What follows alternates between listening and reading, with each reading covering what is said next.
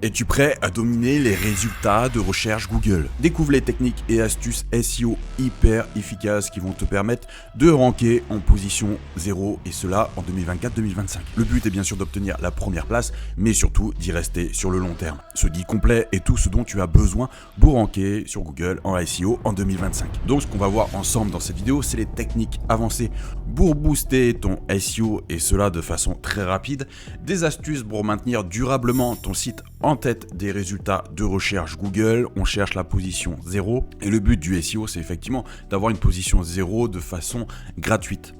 Conseils pour adapter ta stratégie SEO aux dernières mises à jour de Google et une utilisation efficace des différents outils SEO pour analyser et améliorer tes performances, comme par exemple avec la Google Search Console. Mais avant ça, je voulais te présenter une des dernières nouveautés qu'il y a sur AI SEO Genius. On est tout le temps en train d'améliorer notre outil, plus de 90 intelligences artificielles, on est même à 130 maintenant sur le SEO. Et tu sais que le SEO prend de plus en plus en compte les réseaux sociaux et c'est pour ça qu'on a fait un analyseur de chaîne YouTube.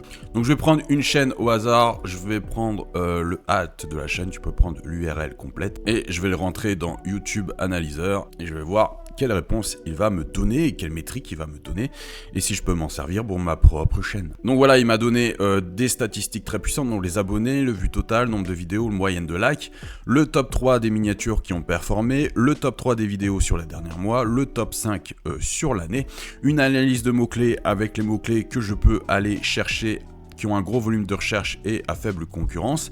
Il m'a donné aussi des thèmes tendances par rapport à cette thématique, une fréquence de publication recommandée et une optimisation SEO des vidéos, donc description optimisée, tags essentiels et les titres optimisés. Donc il faut que j'utilise ces hashtags ainsi que ces mots-clés pour vraiment ranker sur YouTube. Alors ce qu'il faut savoir, c'est qu'il y a vraiment deux stratégies qui sont complètement différentes aujourd'hui en termes de SEO. Donc ça va être le SEO réactif, donc cette méthode consiste à réagir aux fluctuations du trafic, c'est-à-dire que si jamais tu as une baisse, tu réagis, si jamais tu as une hausse, tu réagis aussi, mais pas de la même façon. Par exemple, si le trafic diminue, il faut analyser les données pour identifier les problèmes et les régler petit à petit. L'utilisation de la Google Search Console pour comparer les performances des pages sur différentes périodes. Alors je te l'ai déjà montré sur plein de vidéos, comment voir la différence d'impression de jour en jour. Donc là par exemple on est sur 7 jours et tu vois qu'il y a des pages qui performent un peu moins en termes de clics ou d'impression. Et après tu as la stratégie de SEO proactif.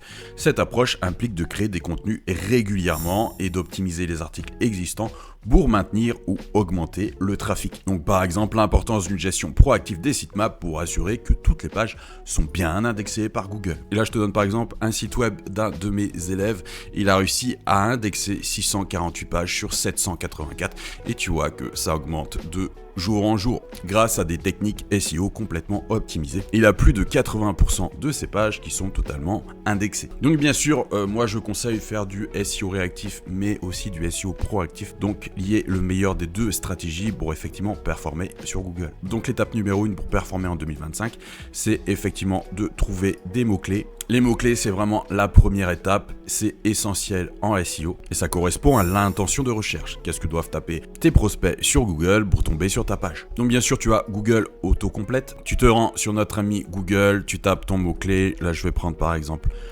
mincir sans cardio et tu vois que j'ai toute une liste de mots-clés que je peux déjà viser. Donc mincir sans cardio prix, maigrir sans cardio, mincir sans cardio cadeau, mincir sans cardio tarif. Et tu vois que je peux aller plus loin parce que si je fais mincir sans cardio à vie, je vais encore avoir un mot-clé de longue train. Donc là, mincir sans cardio, Jiang à vie par exemple. Et si je descends tout en bas des résultats Google, tu vois, dans les recherches associées, j'ai encore des mots-clés à aller chercher. Programme Jiang coaching gratuit, mincir sans cardio programme gratuit, mincir sans cardio PDF gratuit, etc. Et tu vois qu'on va beaucoup plus loin que le simple intention de recherche, mincir sans cardio où j'ai peu de chances de me classer. Puisque là, je vise vraiment des suggestions qui sont souvent des mots-clés de longue traîne et qui sont moins compétitifs. La plupart d'entre vous faites des erreurs SEO en choisissant des mots-clés beaucoup trop compétitifs, donc bien sûr avec un gros volume de recherche, mais les sites qui se classent, ce n'est pas des sites tout nouveaux, c'est des sites qui ont vraiment beaucoup de backlinks et qui ont une certaine autorité dans leur domaine. Donc voilà, on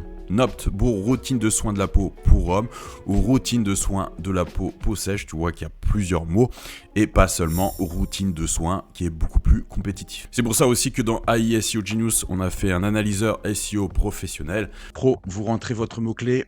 Ici, vous rentrez la langue sur laquelle vous voulez ranker. Et là, vous rentrez votre domaine authority. Si vous ne connaissez pas votre domaine authority, vous allez sur un domaine check sur Google. Mais grosso modo, si vous lancez votre site, vous êtes à un domaine authority 0 ou 1. Ensuite, une fois que vous avez rentré votre mot-clé, il va rechercher. Il va vous donner, là par exemple, pour mincir rapidement, avec un domaine authority, je vais arriver à 5, il va vous donner les chances de détrôner le premier, le deuxième, etc. jusqu'à la 10e place. L'analyse de positionnement, donc la probabilité de classement à position estimée, le CPC estimé, et il va vous donner des opportunités de keyword à longue traîne où vous avez plus de chances de vous classer. Donc là, c'est mincir rapidement, donc guide complet pour mincir rapidement pour les débutants, mincir rapidement comparatif détaillé, mincir rapidement meilleur conseil. Il va vous donner le champ sémantique à rentrer pour ranker sur ce mot-clé sur les H2, les H4. Il va vous donner des idées de cluster, il va vous dire s'il y a des tendances saisonnières à suivre et un ton à aborder pour se classer sur ce mot-clé. Et tu vois que dans AI SEO Genius, si je fais par exemple SEO, mot-clé de longue traîne, hop, je tapais par exemple mincir sans cardio, on reste sur le même exemple, les mots-clés de longue traîne. Donc l'IA là va analyser mon mot-clé et va me donner tous les mots-clés de longue traîne sur lesquels je peux me classer. Ensuite, elle va me donner effectivement des conseils et des actions concrètes pour vraiment optimiser mon SEO et faire que je me classe bien. Et voilà, elle va me donner encore plus de mots-clés de longue traîne. Donc là, qui sont très faciles à me classer. Donc j'ai une difficulté de 3, de 4, de 2, etc. Donc ces mots-clés là me permettent de me classer même si j'ai un site qui est tout neuf et tout nouveau. Donc si votre site vient de se lancer ou qu'il a des difficultés à se classer, qu'il n'a pas un domaine authority très élevé, bah voilà, vous pouvez avoir des mots-clés qui sont vraiment très pertinents avec une difficulté très faible. Après, comme tu peux le voir ici, tu as les pages non indexées et les pages indexées, donc ça tu l'as dans ta Google Search Console. Et le but c'est que les pages indexées augmentent et que les pages non indexées diminuent, comme dans l'exemple ici. Donc là ça diminue pour les non indexées et là ça augmente pour les pages indexées. Et pour faire ça, il faut optimiser le SEO on-page. Donc aujourd'hui le SEO on-page est beaucoup moins complexe qu'auparavant. Il suffit d'inclure le mot-clé dans le titre et dans les premiers paragraphes. Et déjà, tu t'assures à ce que le SEO on-page soit déjà amélioré.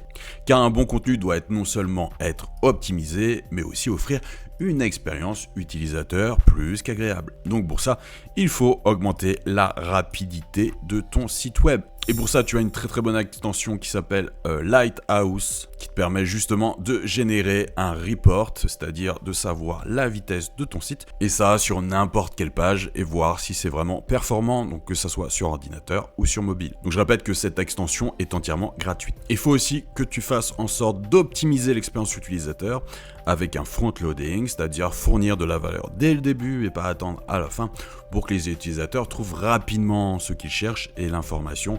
Tu sais, aujourd'hui, via une étude de Microsoft, on sait que les utilisateurs moyens ont une attention qui est de moins en moins élevée et notre attention est même moins élevée que celle d'un poisson rouge. Donc, il faut que tu mises aussi sur la mise en page et le design, un design clair et surtout facile à lire, donc police, action et le tout bien espacé, qui améliore l'engagement. Si c'est trop petit, si c'est trop tassé, effectivement, l'utilisateur va quitter ton site web et tu risques d'avoir un gros taux de rebond, ce qui est vraiment très pénalisant en termes de SEO. Bien sûr, il faut construire des backlinks. Aujourd'hui, l'importance des backlinks est nécessaire et reste crucial pour le SEO. C'est pour ça que j'en donne énormément sur ma chaîne. Et tous mes élèves ont accès à toute une liste de backlinks où ils peuvent placer facilement le lien de leur site, ce qui permet de gagner un temps fou et de classer rapidement ces pages. La stratégie que je recommande, c'est de commencer par créer du contenu basé sur des statistiques spécifiques et qui sont souvent recherchées mais peu disponibles ailleurs. Et pareil, dans ce sens, dans AI SEO Genius, on a fait un optimiseur de contenu SEO.